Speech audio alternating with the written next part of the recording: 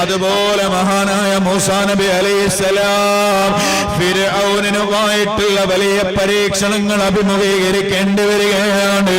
ഇങ്ങനെ ഏതേത് പ്രവാചകന്മാരുടെ ജീവിതം പരിശോധിച്ചാലും അവരെല്ലാം വലിയ പരീക്ഷണങ്ങൾക്ക് വിധേയമായവരാ.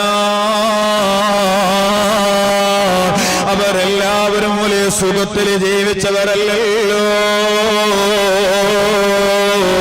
ഏറ്റവും വലിയ വിശ്വാസികളായ പ്രവാചകന്മാര് അവര് വലിയ വലിയ പരീക്ഷണങ്ങൾക്ക് വിധേയമായിട്ടുണ്ടെങ്കിൽ പരീക്ഷണങ്ങൾക്ക് വിധേയമായിട്ടുണ്ടെങ്കിൽ ഈമാൻ കുറഞ്ഞ നമ്മള് വിശ്വാസമുണ്ട് എന്നതിന്റെ പേരില് പരീക്ഷണങ്ങളിൽ ഒഴിവാകുമെന്ന് പ്രതീക്ഷിക്കുന്നുണ്ടെങ്കിൽ ആ വിചാരം നല്ല വെറുതെയാണ് കേട്ടോ.